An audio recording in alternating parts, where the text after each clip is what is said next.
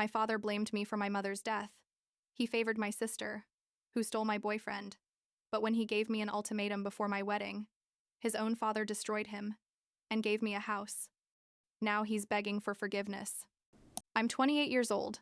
I work as a graphic designer, and 3 months ago, I married the love of my life, James, in what should have been the happiest day of my existence, and it was. But not in the way I imagined when I was a kid. My father wasn't there. My sister wasn't either. And the truth is, I didn't miss them for a second, which probably says a lot about how things have been in my family since, well, since forever. I guess I should start at the beginning, when I was born, because that's where all this mess really starts. Even though obviously I don't remember any of it. My mother, Elizabeth, died when I was born. Complications during childbirth, they told me years later. As if those 2 words could explain why my father, Thomas, decided I was to blame for taking away the love of his life.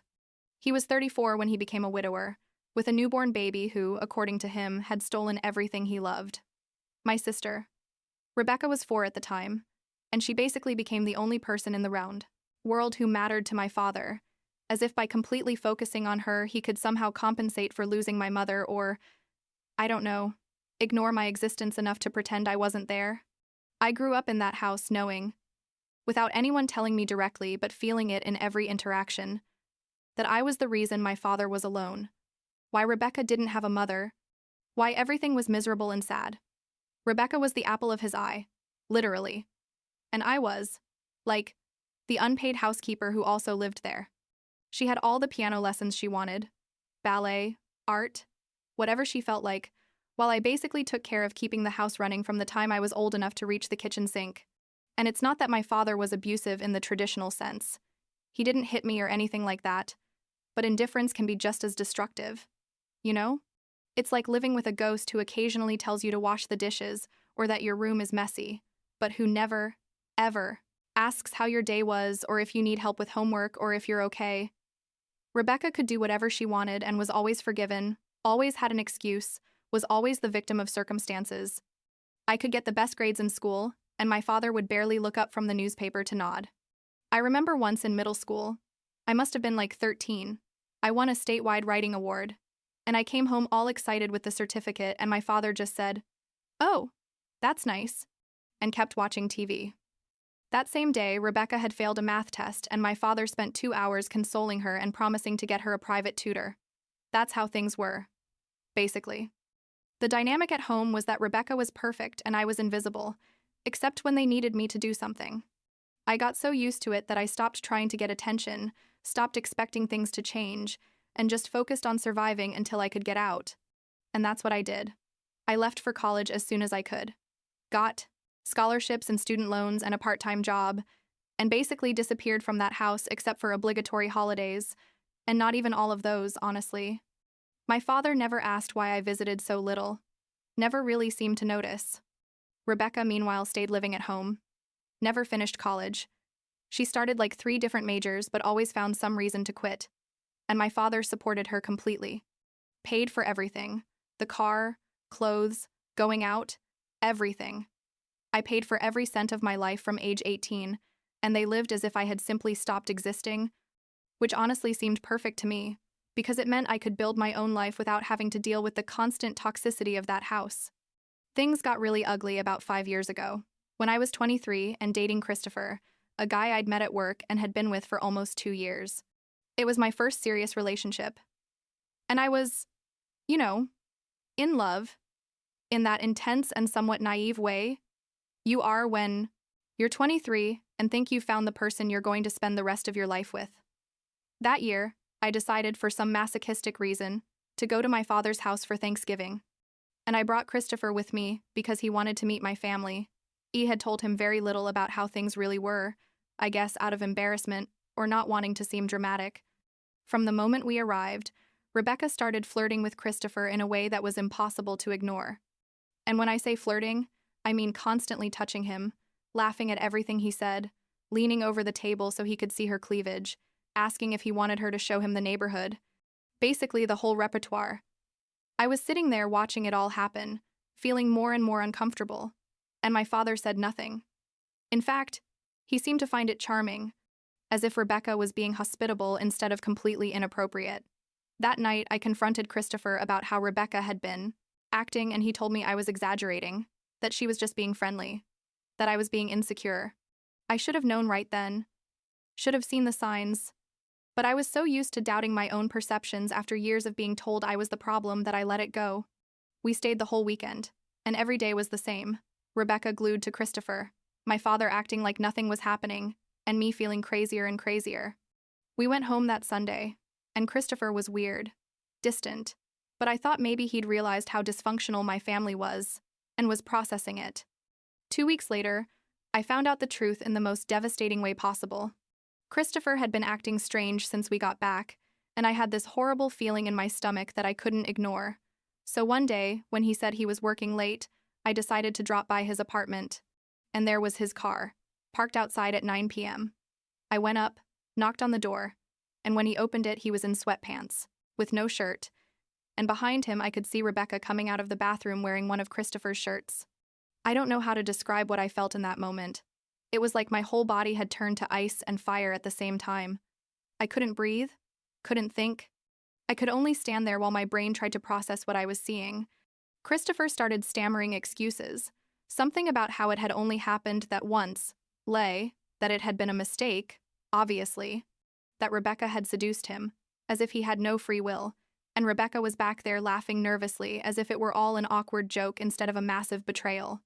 I left without saying a word, because I literally couldn't speak, got in my car and drove straight to my father's house because I needed, I don't know, someone in my family to be on my side for once in my life, for someone to acknowledge how horrible this was. Big mistake.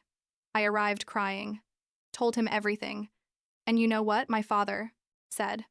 He said these things happen, that Rebecca probably didn't understand what she was doing, that Christopher was an idiot, but I shouldn't ruin my relationship with my sister over a man. I couldn't believe it. I was telling him Rebecca had slept with my boyfriend, and he was defending her.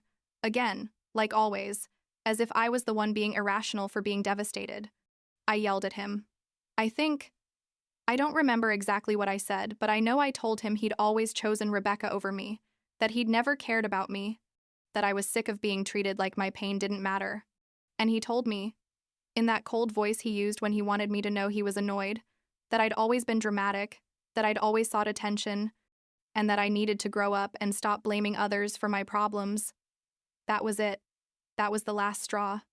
I left that house that night and decided I was done, that I wasn't going to keep subjecting myself to this family that clearly had never wanted me.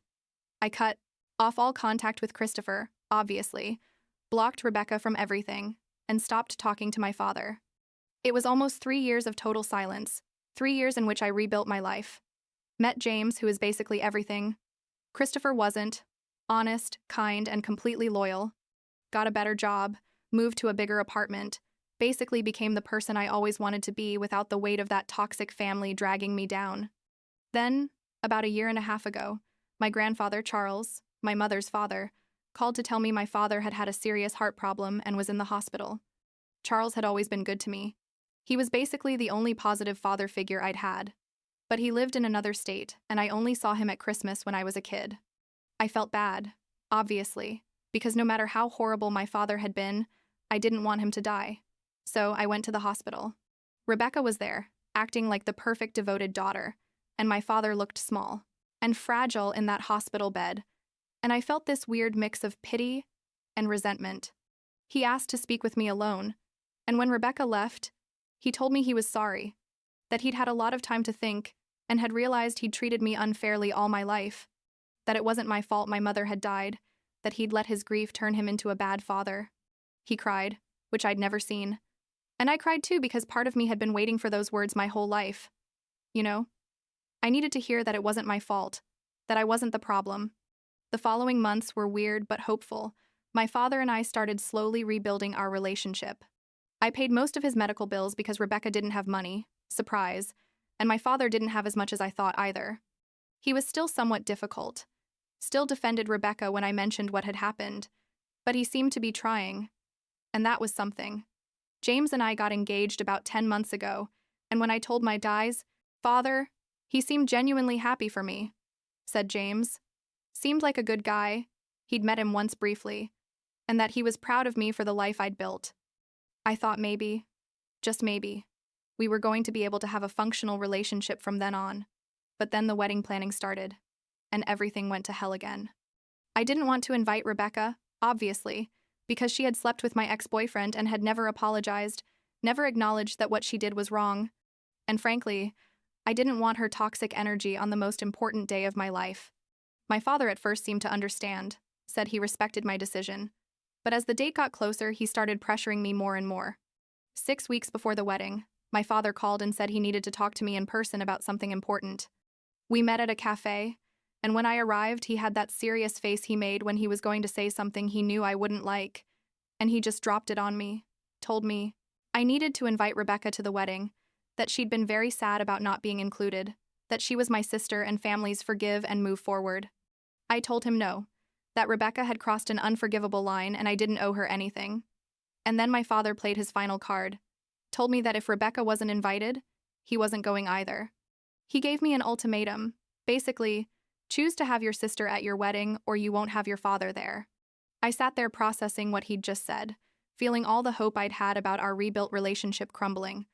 I asked him if he was serious, if he was really going to miss his daughter's wedding, because I didn't want to invite the person who had betrayed me in the most horrible way possible. And he said yes. He was serious. That family is family, and I needed to learn to forgive. I got up from that table, told him, then I guess he wouldn't be coming to my wedding, and left. I cried the whole way home, called James and told him everything, and he hugged me and told me we were going to have a beautiful wedding with or without my father, that the people who really loved me would be there. And he was right, but it still hurt. It hurt knowing my father was choosing Rebecca again, that not even in this, at my wedding, could I be the priority. I told my grandfather Charles what had happened, and he was furious, said my father was an idiot and that if I needed someone to walk me down the aisle, he would be honored to do it. And that's what we decided. My grandfather would walk me down the aisle, and my father and Rebecca could stay home feeling justified or whatever.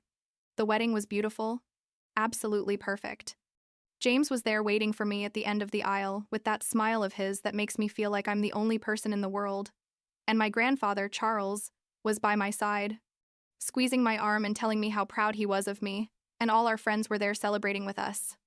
I didn't miss my father for a second during the ceremony, and that made me feel sad and liberated at the same time. The reception was amazing. We danced and laughed and ate delicious cake, and at one point my grandfather asked for everyone's attention to make a toast. I thought it was going to be the typical speech about love and marriage, but at the end he announced that his wedding gift to James and me was his vacation house on the coast, a beautiful place where I'd spent some summers as a kid. I was speechless. It was too generous, and he just hugged me and said he wanted us to have a place to build happy memories, that I deserved all the happiness in the world. It was one of the most emotional moments of my life, and I was so overwhelmed with gratitude and love that I almost completely forgot about my father and Rebecca. But they didn't forget about me, or more specifically, they didn't forget about the house. 2 days after the wedding, I received a furious message from Rebecca, saying she couldn't believe I had stolen her inheritance, that house should be hers too, that I had always been a horrible daughter and now I was manipulating Grandpa to give me everything. It was a long message full of venom, accusing me of basically every bad thing that had happened in her life, including, and this is incredible, the fact that Christopher had left her after we broke up because apparently I had poisoned him against her.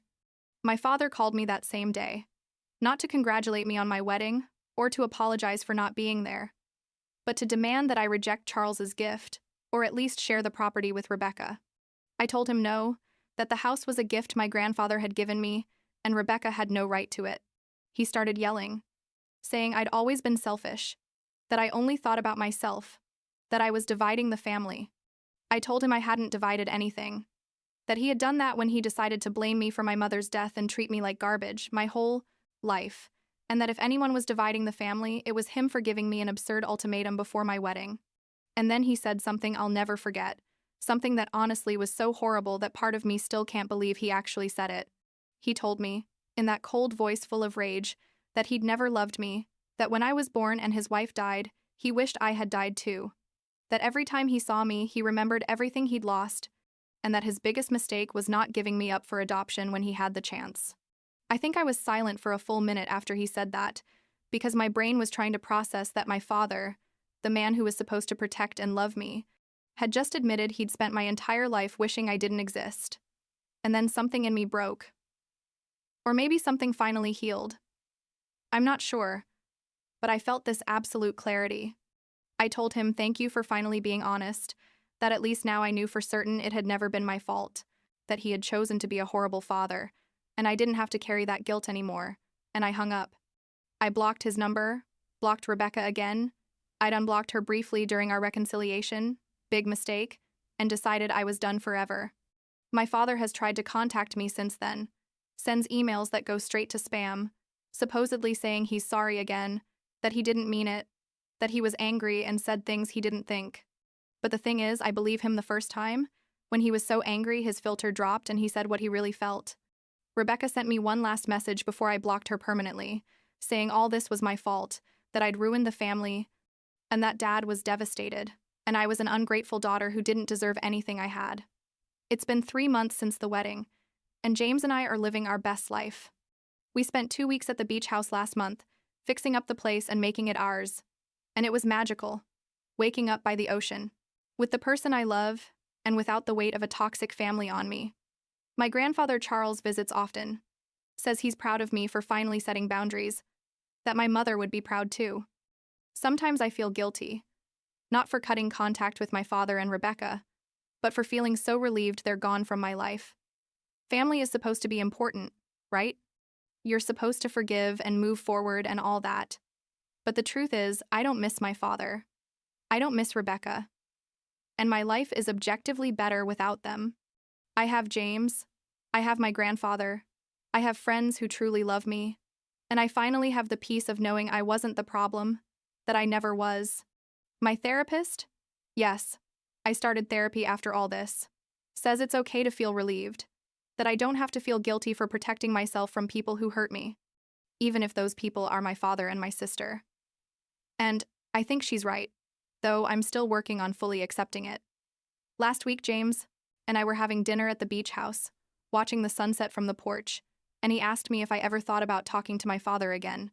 I told him the truth, that I don't know, that maybe in the future if my father really does the work to understand why his behavior was so damaging, but it's not going to be soon and it's probably never going to be. And James just nodded and said he'd support me in whatever decision I made, that our family now was us and the people we choose to have in our lives. And that's enough. More than enough. It's everything I always wanted. I guess the moral of all this, if there is one, is that sometimes the family you're born into isn't the family you deserve, and it's okay to let go and build something better. I don't know if my father will ever truly understand what he did to me, if Rebecca will ever stop seeing me as the villain of her story, but honestly, it's not my problem anymore. They can live in their reality where I'm the bad guy. And I'm going to live in mine, where I'm finally free and happy and loved. And if I had to choose again, if I could go back in time to that cafe 6 weeks before my wedding, when my father gave me his ultimatum, I'd do exactly the same thing.